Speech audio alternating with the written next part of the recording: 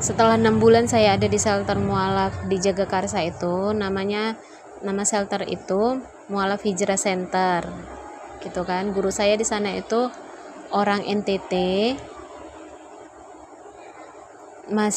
mahasiswa UI asal NTT yang jadi dari Katolik menjadi Islam, gitu kan. Namanya Bang Hegar, nikah sama Umanisa. Dulunya mereka sama-sama mahasiswa di UI gitu. Jadi mereka tadinya profesinya bagus tuh. Bang Hegar tuh profesinya di kedutaan Mesir, kedutaan Indonesia, di kantor kedutaan Indonesia di Mesir. Jadi pindah tugas dia ke Mesir, dia boyong itu Umanisa. Dan Umanisa ini kerjaannya itu di asuransi gitu kan.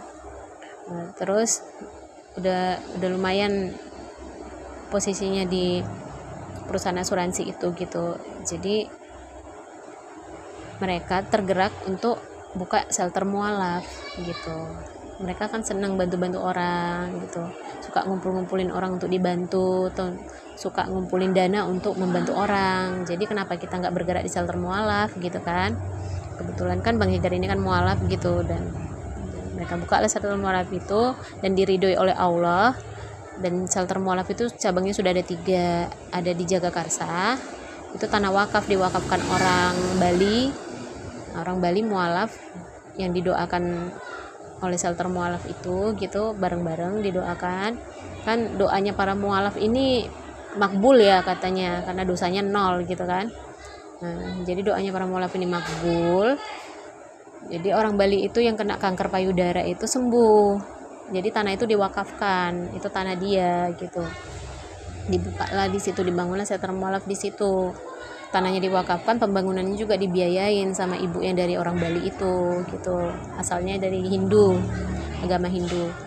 Terus ada cabangnya satu di Cilegon gitu. Itu semua tanah wakaf gitu kan. Orang-orang yang minta doa ke shelter mualaf itu, nah gitu. Jadi diwakafkan, jadi shelter mualaf dibangun gitu. Di Cilegon ada, dan satu lagi di Bogor, namanya Petir, rumah Petir gitulah. Nah, itu seperti pesantren gitu kan, karena dia di daerah bukit dingin gitu kan, di pedalaman. Kadang kalau mau menyendiri ya ke situ, puasa menyendiri ya ke Petir gitu kan. Jadi ada 3 cabangnya. Dan luar biasa lah memang perjuangannya Bang Hegar ini gitu kan, membuang profesinya tapi diridhoi oleh Allah. Jadi yang paling penting itu sebenarnya ridho dari Allah untuk shelter mualaf itu. Mungkin saya masih setengah-setengah ya, masih apa ya, saya merasa tuh selama ini terlalu mencintai manusia, jadinya Allah uji terus sampai saya berani berbuat dosa dari satu orang manusia, yaitulah tadi si Eko yang bajingan ini. Maaf kata ya, dia bajingan. Sampai saya rela berbuat zina demi mempertahankan apa, rasa cinta, bukan cinta juga ya, apa ya, dia bapaknya anak saya gitulah ya gitu. Jadi saya ingin dia bahagia memiliki saya gitu, bahagia saya layani, sampai saya abaikan, bukan lupa, sebenarnya tahu itu dosa, sampai saya abaikan bahwa itu adalah zina gitu kan. Jadi kembali lagi ke cerita settingan awal tadi itu. Jadi saya udah ada 6 bulan di shelter mualaf itu, saya belajar di situ sama anak-anak saya gitu kan. Anak-anak saya yang tidak terbiasa sholat jadi terbiasa sholat, mulai dari subuh, zuhur, asar gitu kan, maghrib, isya, tuh semua dijalanin. Terus sesudah itu saya pengen cari uang sendiri gitu kan. Saya kan orangnya bosenan, saya ingin menghasilkan uang sendiri. Nah itu muncul di ide saya, aku mau buka usaha dagang shelter mualaf Bang di luar, aku bilang gitu kan. Berani Kak di luar sendirian, saya tuh khawatir loh gitu lah. Bang Hegar kan, dia tuh kan orangnya khawatiran banget, karena saya janda dengan 2 anak gitu kan. Aku tinggal di apartemen Bang, aku bilang, ada dananya, aku masih punya perhiasan, aku bilang, kalau dijual sekitar 150 juta ada, aku bilang gitu kan. Alhamdulillah Kak kalau ada, katanya gitu kan. Soalnya memang kakak kan sudah lumayan paham nih, kalau memang sudah mau keluar ya boleh, katanya gitu kan. Jadi kamar kakak bisa diisi sama orang lain gitu kan. Banyak kak tunggu ngantrian katanya gitu. Jadi banyak yang ngantri tuh masuk ke shelter itu gitu kan. Nah, jadi saya keluar, saya cari apartemen yang dekat dengan Bekasi. Jadi saya pilihnya itu apartemen Sentra Timur, itu di Pulau Gebang perbatasan Harapan Baru Bekasi gitulah. Kan kakak saya di Harapan Baru nih. Nah apartemen itu di Pulau Gebangnya deket, cuma sekitar 5 menit dari Harapan Baru ke Pulau Gebang gitu kan. Nah, jadi kantor pengadilan agama itu kan gak jauh dari situ, jadi deket gitu. Kalau naik Grab tuh saya cuma bayar 30.000 lah kalau Grab mobil dari Sentra Timur ke pengadilan agama. Jadi itu kita proses lah ke pengadilan agama selama 2 tahun baru kelar gitu, karena saya minta tanda tangan dari adik ipar saya, pengakuan bahwa saya ini adalah istri almarhum dan pernah tinggal bareng mereka setahun gitu, dan saya bukan orang yang datang mengada-ngada bilang ini anak almarhum saya istri yang enggak, mereka sudah kenal saya lama gitu. Jadi tapi butuh tanda tangan mereka nggak mau kasih. Jadi untuk mengukuhkan itu bolak-balik pengadilan agama selama 2 tahun dan menghabiskan banyak dana.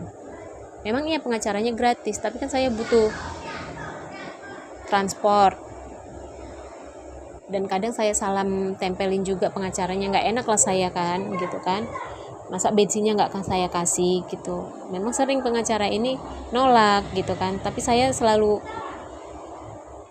tinggalkan aja gitu di meja itu.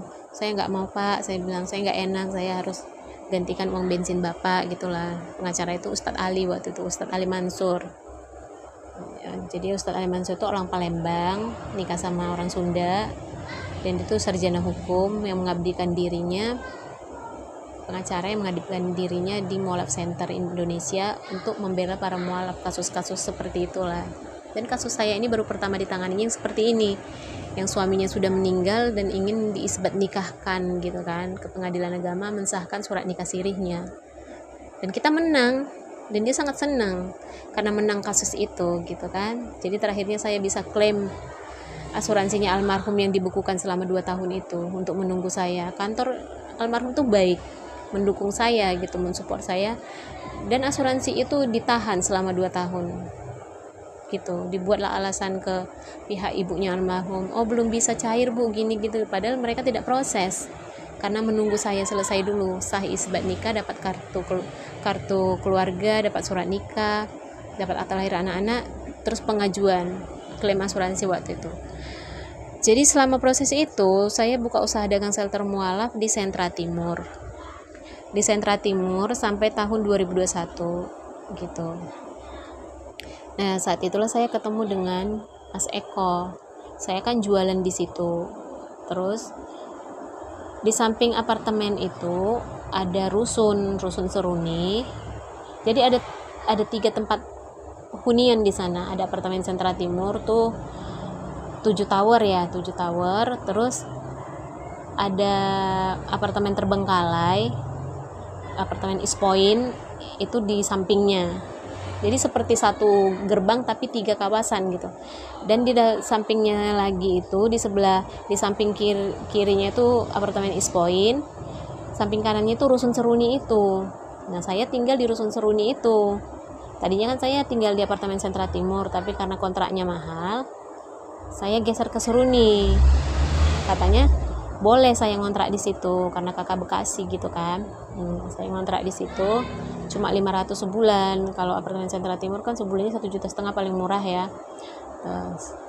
Terus di rusun Seruni kan nggak ada maintenance, nggak bayar uang maintenance. Kalau di apartemen kan bayar uang maintenance sekitar 500 sebulan. Jadi kalau di apartemen Sentra Timur itu harus ada 2,5 juta sampai 3 juta lah sebulan untuk biaya tempat tinggal, listrik sama maintenance. Sedangkan di rusun Seruni 500 kecuali listrik gitulah.